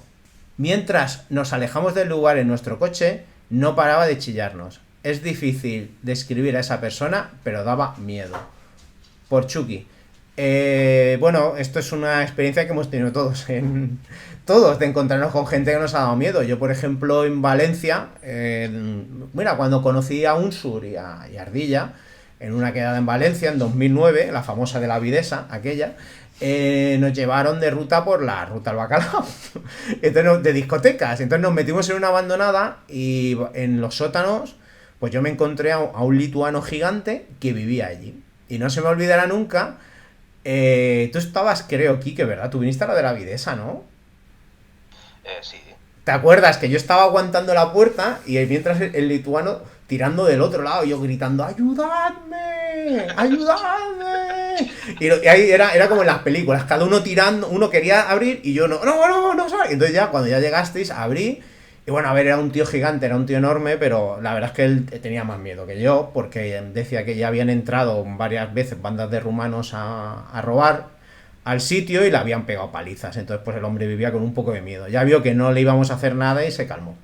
¿Vosotros habéis tenido alguna en ese plan de pasar miedo o qué? La única, sí, de miedo, te acordarás, en el hotel en Valencia, cuando empezaron los energúmenos aquellos a tirar piedras, que nos podía caer de cualquier sitio. Sí, que nos podían abrir la cabeza. ¿Tú, Medusa, tienes alguna? ¿O tú miras al miedo y te ríes de él? No, yo... Mira, tuve una contigo muy graciosa en un hospital de Portugal. Medusa, que no es la que ha escrito su comentario, esto ya sirve como comentario. Esto ya cuenta. Bueno, pues el tema es que estamos explorando en la primera planta del hospital y yo estoy relativamente cerca de las escaleras que daban acceso a esa primera planta. Y pues de repente yo empiezo a escuchar ruidos y salgo hacia la zona de las escaleras. ¿Y cuál es mi sorpresa? Que me encuentro a dos policías portugueses. Uno de ellos iba con la pipa en la mano. De hecho, me estaba apuntando con la pistola. Y el otro, yo tengo un vago recuerdo de esto, pero Leone dice que sí, que en su día se lo conté y el tío lo llevaba una porra extensible en la mano. Entonces, pues ellos se creían que nosotros no entendíamos prácticamente nada de portugués y uno a otro se iban picando a ver de qué manera nos podían encalomar para llevarnos a dependencias policiales, pero nada, al final nos acompañaron a la salida y bueno, el susto fue mayúsculo cuando de repente sales a la escalera y te ves a dos tíos, uno parecía el gordo y el flaco empuñando un arma que te apuntaba a la cara. Pero bueno, eso ha sido, no temí por mi vida, pero ha sido los dos personajes más curiosos que me he encontrado. Hombre, la verdad. Pegaste un chillido que yo creo que se escuchó en España. Seguro. Además, mira, haciendo broma antes con Sienar sobre el tema de crees en las casualidades, resulta que yo había estado en ese hospital psiquiátrico durmiendo hacía 1 o 2 años antes y justo donde la policía la apuntó, mientras dormíamos se vino abajo el techo. O sea que... Casualidad. Bueno, pues vamos con otro comentario. Entramos un grupo de exploradores en una fábrica abandonada y desde una planta superior pudimos ver cómo llevaba un coche a gran velocidad. Se detuvo delante de nuestro coche, bloqueando la posible huida, y saltaron la valla 3 hombres bastante corpulentos, armados con barras y palos. Estaban en un estado de gran excitación, corriendo de un lado a otro y gritando que nos habían visto entrar y que no pararían hasta encontrarnos. Como la cosa no paraba de subir en tensión, decidimos salir a su encuentro para calmarlos. Al principio parecía que querían agredir a Kiyoyuya con un palo, pero tras ver la cámara de fotos de Sergio T, se calmaron un poco y se identificaron como los guardias de seguridad. Recuerdo que eran enormes. Para hablar con ellos tenías que mirar hacia arriba, pero también estaban muy sudorosos y muy borrachos. Tras 5 minutos de broncas e informarnos que nos retenían hasta que llegara la policía, cayeron en la cuenta de que iban borrachos. Así que ellos mismos determinaron que lo mejor era que todos huyéramos del lugar antes de que llegaran las fuerzas del orden, ya que no sabrían cómo explicarles su estado etílico y espiritual. Cada grupo de personas montó en su respectivo vehículo y huyó del lugar sin mirar atrás. Esto ha sido escrito por Leone y yo quiero poner un apunte. Porque tú lo viviste. Porque yo estaba ahí.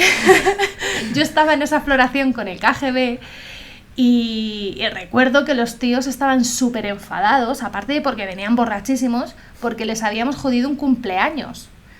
Porque los tíos, no sé si os acordáis, venían diciendo que estaban pasándoselo de puta madre en un cumpleaños haciendo una barbacoa y que claro, que es que les habían saltado las alarmas y que habían tenido que ir.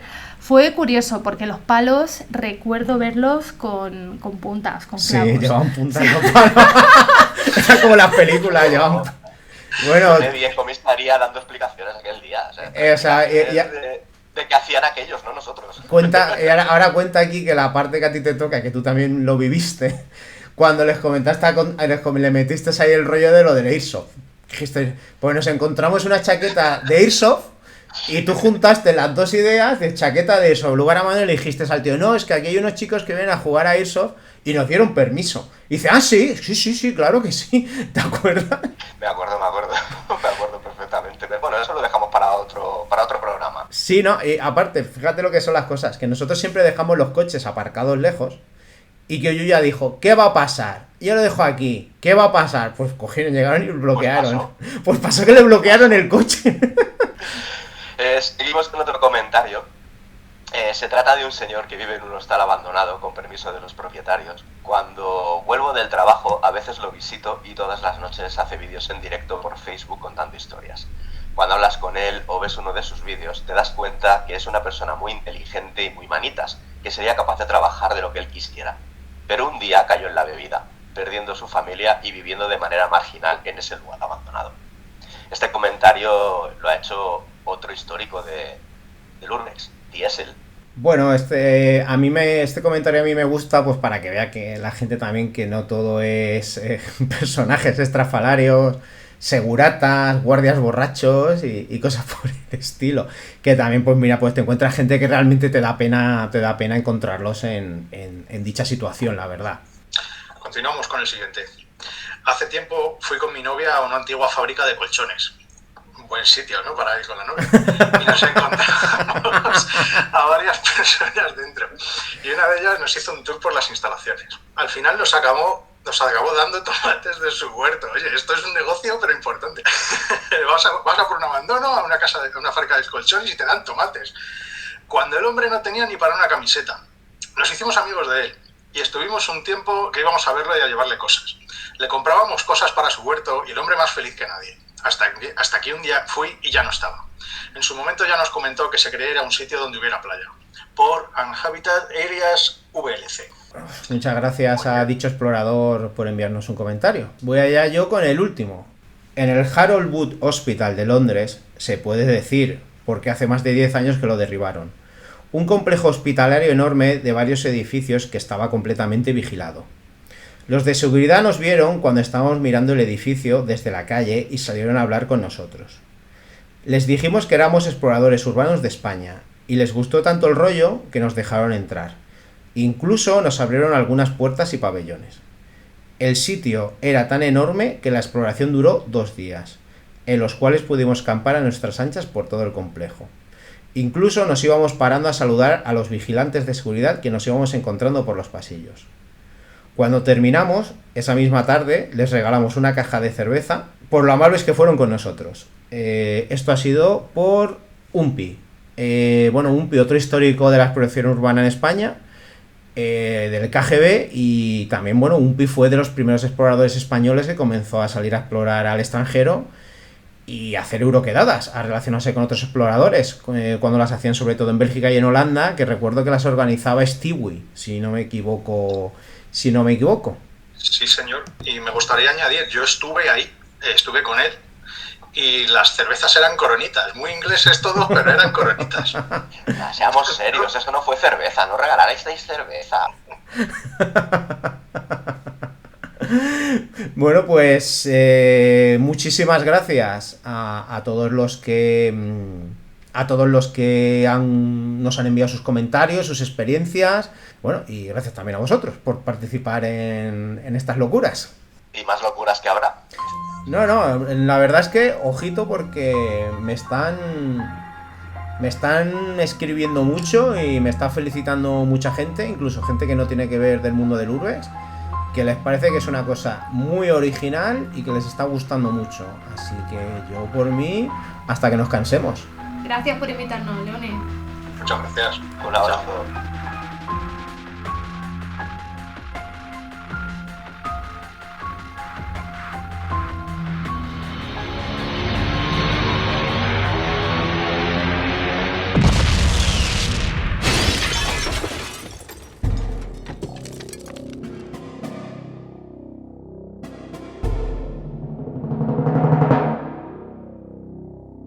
En breve, pretéritos de guerra.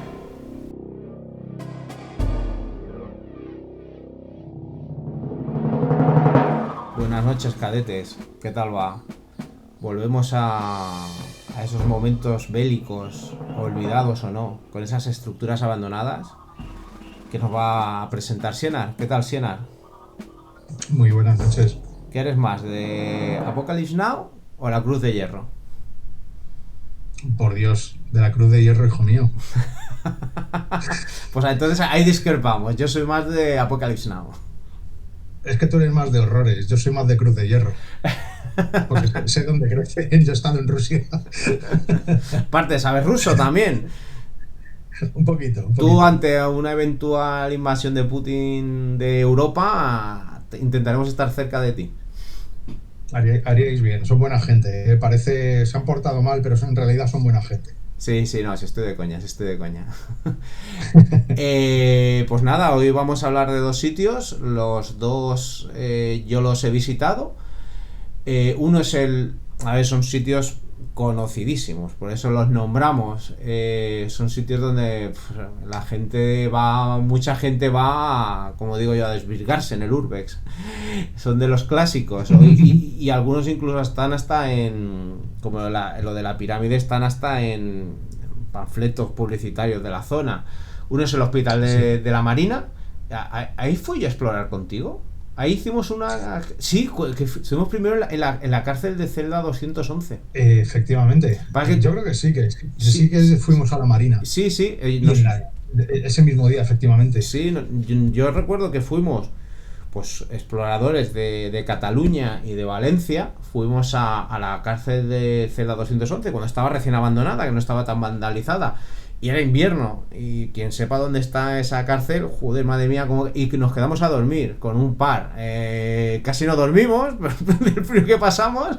Cuando nos encontramos allí, yo dije, ocupan no son, porque esto hay que venir a hacerlo con ganas, y aquí no se viene sin ganas. No, aparte nos llevamos el hornillo, café, leche, cruzanes de crema. Dormimos 2 o 3 horas porque hacía tanto frío que no podías dormir. Sí. Nosotros nos fuimos a dormir a lo que era el antiguo gimnasio, que estaba por debajo del nivel de tierra, por ver si ahí hacía un poquito más de calor, y porque la cárcel nueva que estaba al lado, como cada 2 por 3 metían las luces para dentro de la cárcel abandonada, te deslumbraban y no podías dormir. Pensamos la opción de quedarnos a dormir en alguna habitación que tenían las literas todavía. Pero claro, dices, a ver si van a entrar aquí unos listos y tú estás durmiendo y te cierran la celda. ¿Y cómo sales, sabes? Y te hace la gracia. Y luego recuerdo que sí que vinisteis Kaufman y tú. Había una niebla impresionante, fue un día muy chulo, la niebla que había, era guapísimo. Sí. Y luego nos subimos a Madrid.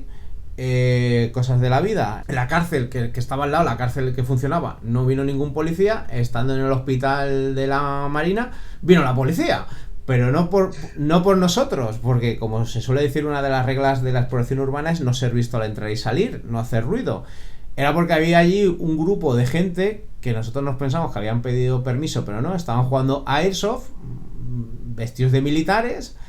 Y bueno, pues alguien vería pues a 15 o 20 chiflados vestidos de militares disparándose con armas de Airsoft y decidieron llamar a la policía. A ver, se hace muchas bromas con los camuflajes, pero al final se te ve, ¿eh? Sí, yo recuerdo que fuimos raudos y veloces, estábamos en la famosa sala, bueno, por lo menos yo con quien estaba, en la famosa sala de la lámpara de operaciones, y apareció Sí.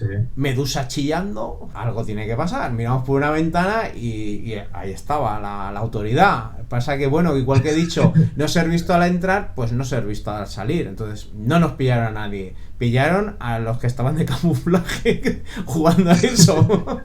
Y hasta aquí es la historia que yo sé del hospital. Ahora eres tú que no va a contar, yo no sé nada más. Pues en realidad no tengo mucha historia. Pensaba hablar un poquito más en cuanto a, digamos, experiencias que hemos tenido todos los exploradores urbanos a la hora de ver el Hospital de la Marina, que, como has dicho, es un sitio de desvirgarse o de desfogarse incluso. Sí, es que claro, el problema fue ¿qué ocurrió? Por ejemplo, Ardilla, como ya lo conocía por su familiar que había sido militar, él sí que lo llegó a explorar estando prácticamente intacto. ¿Qué ocurrió?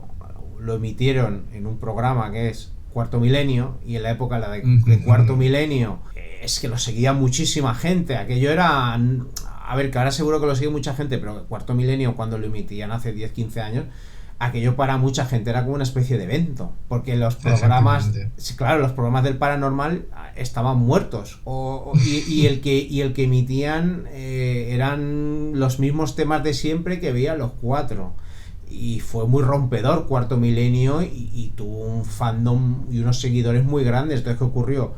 Emitieron, que no estoy diciendo que sea culpa de ellos pidieron sus permisos correspondientes y hicieron un reportaje. Pero ¿qué ocurrió? Que eso creó un efecto llamada, y el Hospital de la Marina pasó de 0 a 100 en ser un sitio increíble, intacto para explorar, que yo por desgracia no lo conocí, a, bueno, lo que es hoy en día, que los vecinos esto también quiero decirlo, los vecinos en cuanto ven a alguien merodeando llaman a la policía corriendo, porque están cansados, pero es que es normal. Que mira, claro, que los que están jugando eso, yo no creo que le hagan daño a nadie, pero hay gente que va pues a hacer botellones, hay gente que va a prenderle fuego a lo poco que queda, y ese es el problema. Entonces, ya que empezó hablando yo, pues lo digo yo, ¿cuál fue mi experiencia de la Marina? Pues mira, la Marina fue un poco de rabia, de decir, he llegado tarde. Se nota que este sitio era increíble, tiene muchísima historia, que a mí los lugares con historia abandonados me encantan, pero he llegado tarde. Así como a la cárcel llegamos en su momento adecuado, al hospital, en mi caso, yo pensé, he llegado tarde y... Sí, sí que te puedo contar, por ejemplo, estoy recordando un poco el origen de los hospitales, este en concreto. Pertenece a unos hospitales que se construyeron en la Sierra de Madrid, que en realidad son 3, ¿no? Con idea de tener unas instalaciones para tratar a los enfermos de tuberculosis. El origen del Hospital de la Marina en realidad era que pertenecía este hospital al ejército, y bueno, hay más hospitales de esta naturaleza en España, ¿no? Se ponían normalmente en zonas altas con pinos, que se entendía que el aire era más puro y permitía a los enfermos respirar mejor. Entonces, ¿qué ocurrió con este hospital? Que pues creo que fue en los años 30 o 40 en España llegó la cura o el tratamiento de la tuberculosis, recordemos que es la penicilina, o los antibióticos. Y resulta que para la época, además, para la época de la cura, se estaba construyendo el tercer hospital, que es el famoso Sanatorio de los Molinos o de Tablada. que es el tercer hospital que no se terminó nunca. Y para entonces, pues el tercero no se terminó, y el primero, que era civil, que era el de Navacerrada, se reconvirtió a psiquiátrico, y el de la Marina se convirtió a Hospital General del Ejército. Creo que terminaron los días, tanto el de Navacerrada como el de la Marina, a finales de los años 90 o durante los años 90. Es muy interesante el tema de los sanatorios en España, porque se creía realmente que se podía curar con reposo y buenos alimentos en este tipo de establecimientos. Entonces normalmente los solían construir lo que era por así decirlo, la parte trasera del edificio que diera a la montaña, al norte, para que el aire que bajaba de la montaña limpio y puro limpiara las estancias, porque esa era la idea, que el aire puro limpiara las estancias, y lo que era la parte frontal, que es la parte que ahora sonará, porque tienen balcones enormes, era porque los sacaban en camillas o en sillas de ruedas para que les diera el sol. Por eso los sanatorios normalmente tienen los balcones tan grandes, porque no los sacaban en camillas o en sillas de ruedas, o sea, no podía ser un balcón normal y corriente. En cuanto a la Marina, pues yo sí tuve un poquito tal vez más suerte que tú, porque entré antes, pero yo recuerdo que cuando llegué quedaba de cacharros, cosas que tocar y demás, quedaba realmente poco, quedaba algo de mobiliario, puertas, por lo menos quedaban las puertas y las ventanas, y algunas, pues que muchas eran de madera. Vidrios, prácticamente ni uno, ya se sabe uno que lo que menos dura son los vidrios y la loza por lo general. Pero sí que recuerdo que había una zona bastante escondida al fondo, detrás del hospital, que era como una especie de, no sé cómo llamarlo, es una caseta de mantenimiento o algo así. Y ahí dentro había unos libros con aspecto, unas tapas muy grandes, aspecto de Atlas, ¿no? El típico libro grande de láminas. Y tenía había muchos tomos, y aparte cada tomo tenía muchas láminas de uniformidad militar. Alucinante, de verdad. Había muchos uniformes de la época de finales del siglo XIX, primeros del XX, y era una verdadera colección. Aquello se quedó allí cuando yo me fui, y al año, 2 años que creo que volví, ya no existía aquello. Eso habían arrasado con todo, las paredes blancas de todo el hospital empezaban a tener graffiti por todas partes, la capilla en 2 años prácticamente había dejado de ser blanca, el mosaico ya había dejado de tener forma de mosaico. Menudo desastre.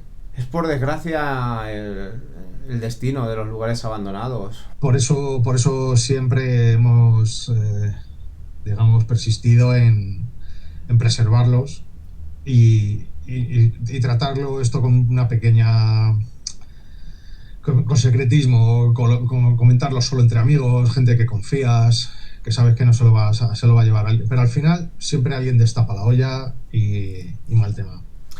Sí, bueno, ya que nos hemos puesto a hablar de sanatorios, por ejemplo, a ver, ahora el manicomio que se puso de moda el verano pasado, este famoso, habíamos intentado nosotros entrar en 2017, no pudimos, y ¿sí? Voilà, el año pasado pudimos entrar, intacto, todo, increíble, se ve en mi canal de YouTube, en Hospital Psiquiátrico Abandonado, que lo tuve que partir en 4 partes, está todo, estaba todo cuando yo fui.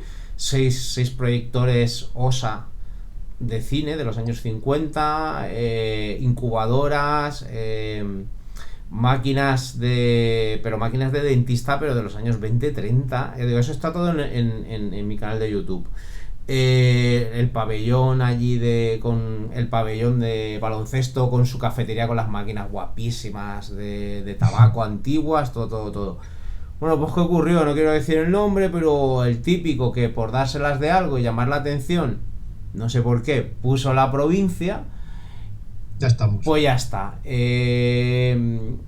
ya no quise ir porque me daba rabia. Y más un sitio que yo había tanto tiempo intentando entrar y hasta que se abandonó, y ya entré y me lo encontré maravillosamente bien. Y ahora era, pues bueno, la gente me enviaba fotos porque claro, habían visto los vídeos, habían visto que yo había entrado intacto y me decían, Leone, mira, fíjate cómo está ahora. Y claro, pues se te caía el alma al suelo. los proyectores habían desaparecido, todos robados, ya eso que es pura historia, eso tendría que haber acabado en un museo, pues eso seguramente lo venderán al peso a un chatarrero, tal cual. Sí. Los No se libros, podía saber. los libros de medicina, todo arrasado, todo, una verdadera lástima, pero es lo que hay. Al final no puedes encariñarte mucho con los lugares, lo único que puedes hacer es estirar lo más que puedas su vida de abandono. Su desaparición. Claro, Sí. para que otros exploradores respetuosos como tú vayan a disfrutarlo. Es que es así, no hay más. Es así.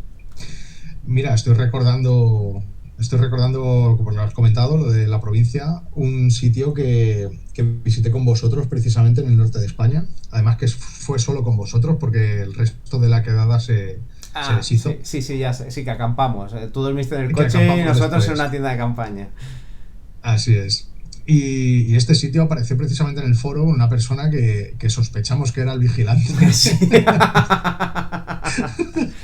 Porque puso una foto del lugar y llevaba puesto un chaleco de seguridad. Pero que tú lo pillaste lo pillaste tú porque el tío se puso a hacer fotos, increíble lugar abandonado, y en una ventana se le veía Exactamente. reflejado y se le veía que tenía lo del chaleco de vigilante de seguridad. Exactamente. Y el tío tuvo la desgracia de decir la provincia en la que se encontraba. Y dije, pues siendo una fábrica de esto, en esta provincia solo puede ser en este río. Pum, pum, pum. Anda, lo he encontrado. Tardé, me parece que fueron 32 minutos, me puse un contador. Es que una cosa es que en una provincia hayan 8 millones de personas, como puede haber 7 o 8 millones de personas, que en Madrid, y en otra haya mucha menos. Entonces, claro, a ver si es todo desierto, o es todo bosque, o es todo montaña, pues ¿dónde van a estar las cosas? Pues donde hay carreteras, tío. Y ojo que yo no sé si es que ese lugar se arrasó pronto o se reaprovechó rápido.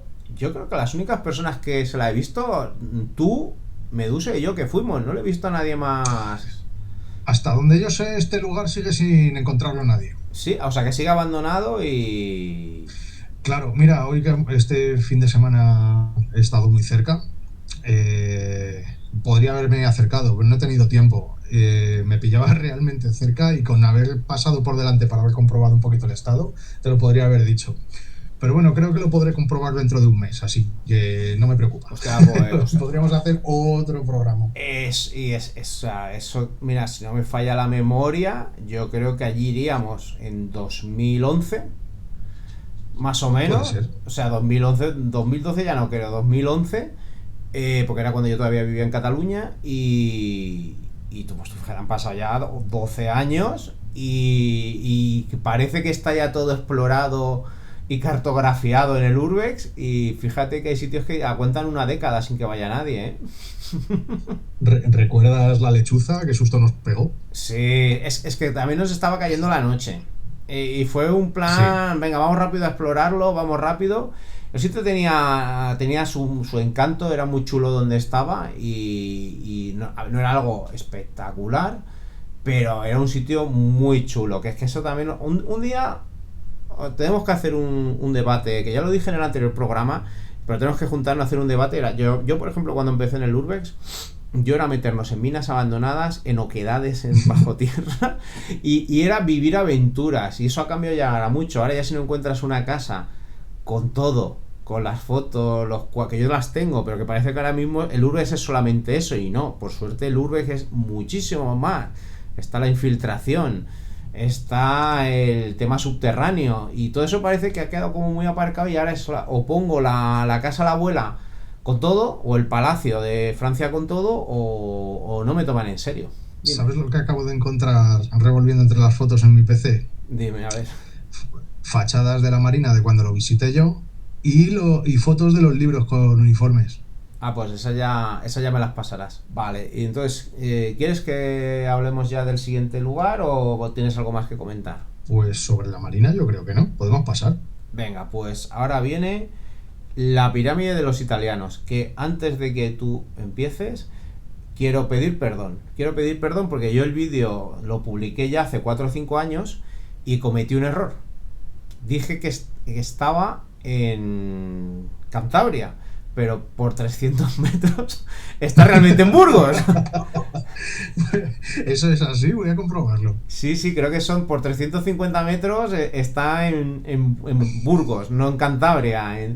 Y pido perdón por el error. Quien quiera, ya aprovecho y me hago publicidad y digo, quitando esa cagada, pues el vídeo está ahí para quien quiera verlo. Pues yo creo que puede ser incluso menos distancia, ¿eh? Sí, puede ser. Todavía menos distancia. Yo es que llegué con el coche arriba del puerto y dije, Cantabria. Y me metí para adentro de la pirámide. Hay una reunión de vacas aquí en la foto aérea. Sí, y cuando vas también están. Y está todo lleno de mierda. Es que se ve que eso es de un hombre. El terreno es de un hombre que lo compró. Y tiene ahí a los animales pastando. Supongo que si te ve no le hará gracia por el tema de no estresarle los animales. Pero sí. Yo cuando fui no tuve ningún problema. Es un sitio muy conocido que también para mucha gente está en Wikipedia, está en guías turísticas. O sea, es que es un sitio muy, muy, muy llamativo. Y es un mausoleo. Y antes de ponernos con la historia, tú tienes una anécdota que contar, ¿no? Me parece. Sí, además bien reciente. Tengo un compañero, hemos estado muy cerca en una recreación histórica este mismo fin de semana y resulta que tengo un amiguete que, como sabe que eso está ahí, pues dice, oye, ¿por qué no voy a yo a ir a pasar la noche? Bueno, total, que creo que ha dormido allí este fin de semana. Joder. Digo, pero ¿cómo vais a ir a dormir ahí? Que he estado un montón de veces y sé dónde. Digo, ya, ¿y tú crees que no vas a estar más a gusto en el camping, que no te va a ir a molestar nadie? Que allí igual va gente. Sé que se construyó, es un mausoleo para los militares italianos que participaron en la guerra civil, en el bando de Franco. Sí, lo que fue la conquista de Santander. Sí, aunque creo que tiene que ver más que con los italianos, porque los italianos participaron en un montón de campañas en toda España. La conquista de Santander tiene más que ver con otro mausoleo que hay, me parece que está en la misma carretera, un poquito más al sur. ¿El águila? Eso es. Sí, pero el águila, si no recuerdo mal, ahora después lo miraré, el águila era por el general español franquista que comandó la toma de Santander. Que el hombre ya cuando murió de mayor, lo enterraron allí. Sí. Lo enterraron. Eso es. Que por cierto, que esa es la otra. Yo cuando fui, yo encontré de casualidad el águila. Pero la mayoría de la gente va a ver solamente la pirámide. Pero es lo que dice Sienar, que no muy lejos está un águila enorme. Que es más hormigón, que es un monumento a este general. Y es un sitio que es muy curioso y llama la atención. Que yo el vídeo lo llamé monumentos fascistas en España, que la gente se lo tomaba mal, pero es que ellos mismos se definían como fascistas. Las connotaciones negativas han sido después, cuando han venido, pero ellos estaban orgullosos de ser fascistas. Que también el tema de la guerra civil, macho, cuando lo tocas, aquí sube el precio del pan. O sea, hay gente que pues, justamente por ese vídeo, que yo no me posiciono, unos me han llamado rojo de mierda, otros me han llamado fascista asqueroso, y luego hay gente que, porque en el vídeo se comenta, en una ironía de la vida, los familiares que venían a ver el mausoleo, hubo un accidente y se mataron, sí. Me empiezan que soy un sádico, que por qué digo eso, que me estoy riendo de la gente que muere. Calmémonos, por favor. Monumentos fascistas, porque ellos están orgullosos de ser fascistas, y aquí no nos estamos riendo de nadie, sea del bando que sea. Así es. Entonces, pues es un lugar muy, muy, muy curioso, todos los dos. Yo recomiendo ir a ver los dos, con independencia de la ideología de cada uno. Es un lugar abandonado, con historia, y hay que respetarlos los dos. Y si no, puede ser que me equivoque, pero me suena que es que justamente fue en ese cerro donde les tendieron la emboscada y los ametrallaron a los italianos. Hay que recordar que está muy cerca de Reynosa y del Alto Campo, que lo llaman la Suiza española. No, es todo impresionante. Y la mitad está en Burgos. ¿El qué, perdona? Y la mitad está en Burgos, no en Cantabria. Parece mentira. que por ejemplo las tropas italianas es cierto que se posicionaron y tuvieron acciones muy importantes aquí en España. De hecho, por ejemplo, yo donde yo estoy ahora mismo residiendo, que es en Alicante, el famoso bombardeo del Mercado Central de Alicante, que se creía que eso hasta hace poco era una leyenda de los mayores, eran habladurías, leyendas, mitos, y resulta que cuando ya se pusieron a hacer hace unos años estudios bastante serios, aquello fue una matanza, porque despegaron desde Mallorca los bombarderos italianos y aprovecharon que era la hora en la que se vendía sardina, que era lo único que llegaba, de lo poco que llegaba para comer. Estaba el mercado a rebosar de gente porque pasaba mucho hambre. Alicante fue de las últimas, bueno, realmente fue la última capital importante en caer. Fue donde estuvo el último gobierno de la República. Entonces Alicante tardó mucho en caer y se cebaron mucho los bombardeos italianos con la población. Tengo que decir también que Alicante, la imagen que tiene de lugar de playa, de buen comer, paradisíaco, que es completamente cierto, pero hay una gran cantidad de ruina de la guerra civil, que por suerte alguna se está descubriendo y se está poniendo en valor y se está restaurando, incluso se puede visitar. No paran de descubrir búnkers, cada vez son más grandes los que descubren que había en la ciudad. Sí, luego por desgracia está el otro lado. Yo tengo otro vídeo que es Trincheras Republicanas Olvidadas, que son una serie de trincheras que yo por desgracia las voy visitando y han pasado bulldozers, se han tirado búnkers y partes de la trinchera ya, y eso no se recupera. Se habla mucho del Clos de Galván y todo estos sitios, y para mí esa trinchera es infinitamente más bonita. Y bueno, pues es parte de esa historia que está desapareciendo, que pues gracias a estos programas de radio que hacemos, los vídeos y fotos que realizamos, intentamos que no se olviden, que esa es una de las principales labores del explorador urbano. No es ver quién la tiene más larga entrando en la casa de la abuela, es intentar que esa historia no se pierda. Así es, y muchas veces nos permiten hacer esos juicios de valor, ¿no? Que si el bombardeo de Alicante, el de Cabra, el de Guernica, hay que tenerlo presente, ¿no? Si lo olvidamos, se volverá a repetir. Y bueno, de momento ya lo tenemos ahora mismo en Yemen funcionando y en Ucrania. Sí, es así. Entonces, bueno, volviendo al tema de la pirámide, no está muy claro si la M de la entrada es por Mussolini o es mausoleo en italiano. ¿Pero hay una M? Sí, hay una M en la entrada. En la entrada, donde la gente ha roto, tú búscalo, donde la gente... La propia entrada es una M, no me había dado cuenta nunca. Es una M gigante. Se escribe Moritorio en italiano, entonces no está claro si es Moritorio o por Mussolini la M. Pero bueno, ya acabas de descubrir una cosa nueva, que es una M gigante, la entrada. Es una M, sí señor, no me había dado cuenta, pertenece al Art Deco fascista. Sí. Y además enterraron en su interior 384 soldados, entre soldados y oficiales que fallecieron. En 1975 se decidieron trasladar los cuerpos, exhumarlos, y se trasladaron a la iglesia de San Antonio de Padua en Zaragoza, porque en 1971 subieron familiares a verles y hubo un accidente con el autobús y murieron 12 personas. Entonces se creía que era más seguro que fueran a visitarles allí sus familiares. No es algo espectacular, no es una pirámide enorme, pero vale la pena. Yo he entrado dentro también. Las de los oficiales se diferencian fácilmente, cuáles son las tumbas de los oficiales y cuáles de los soldados. Y es un sitio impactante y curioso, es muy curioso. Hay que tener en cuenta que está en medio de la montaña y las carreteras son tortuosas. Entonces, sin embargo, es una de las carreteras primeras que hubo para ir a Santander, y durante mucho tiempo incluso las rutas de autobús de Madrid a Santander pasaban por allí.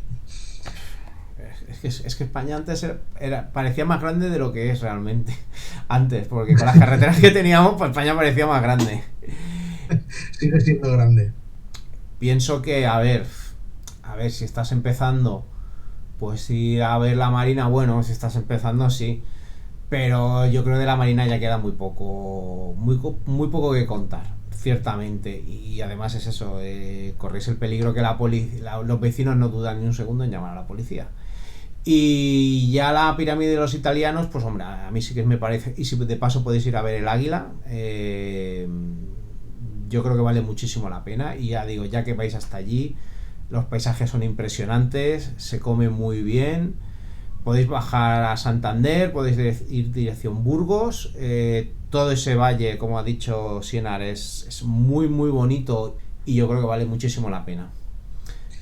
Y haciendo un poquito más de carretera, aprovechando que efectivamente España tiene mucho tamaño, existe un pueblo en Burgos que tiene un carro de combate puesto en lo alto de un vecino que se volvió loco y dijo, pues voy a comprar un tanque.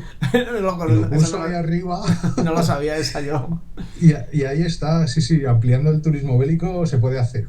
Bueno, y antes de despedirnos, recomiéndanos una película, un libro, una canción, lo que quieras bélico, relacionado con el género bélico. Pues sí, os voy a recomendar un libro muy peculiar. Pues casi dos, fíjate lo que te voy a decir, aunque uno está muy mal escrito, pero merece mucho la pena porque visto como es un libro de aventuras en realidad. Es un libro que tiene dos partes, se titula Luchamos y perdimos, y la segunda parte o la primera parte, no me acuerdo de cómo se titula, lo escribió Otto Skorzeny, que fue uno de los nazis más famosos como nazis, y además jefe de operaciones especiales durante la segunda mitad de la guerra.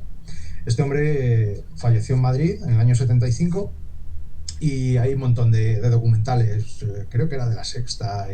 Que murió por la transición, le dio el jamacuco cuando comenzó la transición. A lo mejor se puso pocho, sí. Claro, con el cambio de gobierno, no lo sé. con el fin de la dictadura, ¿no? Y la democracia. Pues, no creo que tuviera que ver, el hombre ya tenía sus años. Pero el tipo era un bigardo y además debía de ser un grandísimo personaje del que se podría verdaderamente hacer una película. Algún director de estos, incluso Spielberg, yo creo que se arriesgaría muy poco haciendo una película sobre su participación en la campaña de la invasión de Francia en el año 41. A lo mejor me he colado, en el 40. Y te lo perdonamos. Y el otro libro, Piloto de Stukas, de Hans Ulrich Rudel, que este era un piloto de Stukas, literal, el soldado más condecorado del ejército alemán durante la Segunda Guerra Mundial. Y igual es otro libro de aventuras, narra la guerra pues en su visión. Me parecen dos libros, pues eso, más de aventuras que bélico, y creo que son agradables de leer, más bien el de Ulrich que el de Otto Skorzeny. Bueno, pues quedan ahí apuntados esos dos libros que nos recomienda Sienar, militares. Cualquier comentario que queréis dejarnos, ahí estamos en iVoox y espero que sigáis con nosotros. ¿Damos las buenas noches? Sí, señor. Buenas noches. Buenas noches. Muchas gracias. A ti. Amanece y poco a poco van entrando los rayos de sol por las ventanas sin cristal. La luz del sol va descubriendo el interior del edificio abandonado, pero nosotros ya lo hemos explorado durante toda la noche. Así que decidimos volver a la tienda de campaña para desmontarla y cargarla en el coche. Pero antes nos haremos un buen café en nuestro hornillo portátil. Esperemos que os haya gustado este viaje con nosotros y espero veros en el siguiente programa. Un fuerte abrazo a todos y mucha suerte.